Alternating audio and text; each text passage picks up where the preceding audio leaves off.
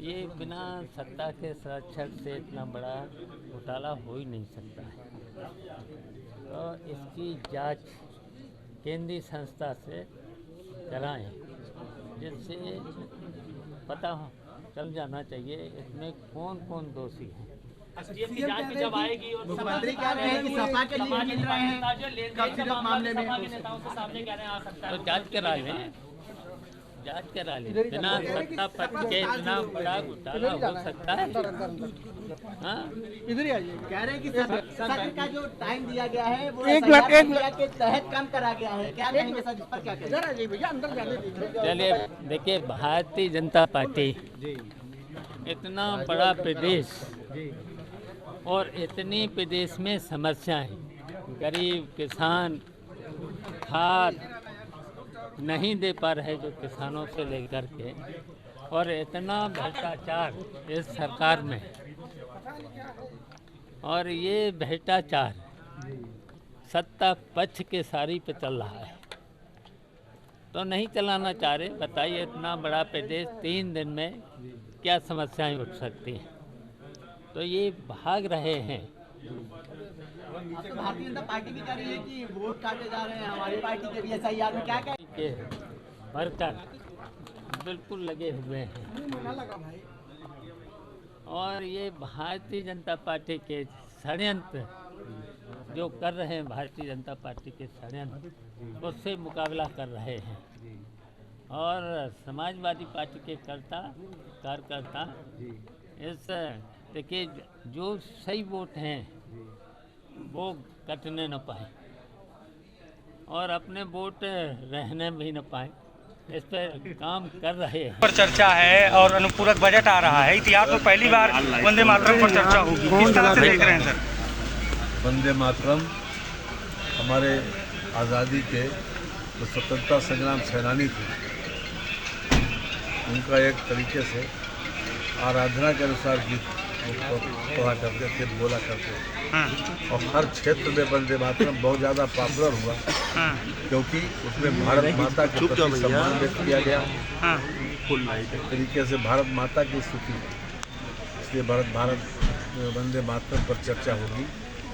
और रही बात अनुपूरक की, तो इस वर्ष तो हम पहला अनुपूरक ला रहे हैं, और सरकार के जो काम है वो बहुत तेजी के साथ आगे बढ़ रहे हैं, इसलिए अनुपूरक आवश्यक है। सर, सपा कह रही है कि आपका कोई योगदान ही नहीं है राजनीति में सत्ता पक्ष का, और आप लोग वंदे मातरम पर चर्चा की बात करते हैं।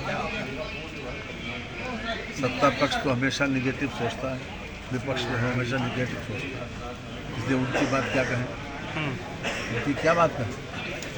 इसलिए ये सत्र जो है छोटा सत्र ज़रूर है, लेकिन बाकायदा हर क्षेत्र में पूरी तरीके से, जो चाहे वो अध्यादेश के प्रतिस्थानी बिल हो या फिर चर्चा हो या अनुपूरक बजट हो, बहुत सार्थक ये सत्र होगा, ये मैं विश्वास व्यक्त करता हूँ। सर, बहराइच में कहा जा रहा है रोहिंग्या और घुसपैठियों की संख्या बहुत है, क्या मांग करेंगे? आप तो सत्ता के विधायक हैं। देखिए, मैंने कहा है स्थानीय प्रशासन को भी, और यहाँ मैं शासन के भी संज्ञान में दूंगा कि वहाँ पे CSA जो यूनिवर्सिटी है, उस यूनिवर्सिटी के बाउंड्री से लगे हुए काफ़ी लोग मिले थे। मैंने कुछ लोगों को वहाँ से खदेड़वाया भी था, और भी कुछ सड़कों के किनारे ऐसे हैं, उन सारे ही लोगों को इस SIR के अंतर्गत भी, अब उनके नाम तो आएंगे नहीं क्योंकि उनके पास कहीं कोई ऐसा आइडेंटिटी नहीं है। इसके अलावा उनको यहाँ से कानपुर से एक एक रोहिंग्या जाए निकल करके, और किसी का भी नाम मतदाता सूची में ना आए। इसके लिए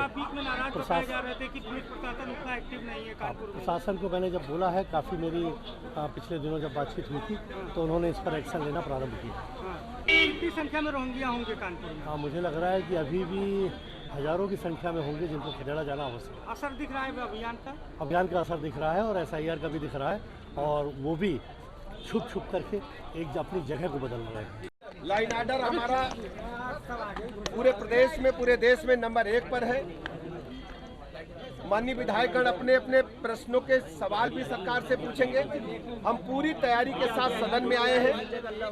विपक्ष के सभी सवालों का हम जवाब देंगे और प्रदेश के चतुर्थी विकास की प्रतिबद्धता के साथ विभिन्न विधेयकों को भी पास कराने का काम करेंगे।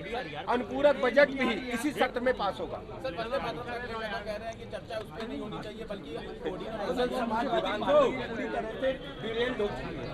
उनको वंदे भारत से चिढ़ है, उनको भगवान श्री राम से चिढ़ है, उनको वृंदावन में बाके बिहारी से चिढ़ है, उनको महाकुंभ से चिढ़ है, उनको बाबा विश्वनाथ से चिढ़ है।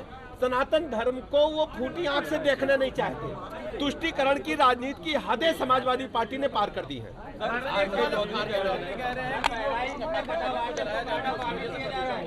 देखिए, ये जो इस प्रकार का बयान दे रहे हैं, सिर्फ ये उनकी सनातन विरोधी मानसिकता है, तुष्टीकरण की पॉलिटिक्स है। उनसे पूछिए उनके परिवार में क्या होता है, जरा पूछिएगा एक बार। इस प्रकार की बयानबाजी करके सिर्फ मीडिया की खबरें बनना चाहते हैं, वास्तव में वो स्वयं इसी को आप्त किए हुए हैं। पूरी आवाज है, फिर से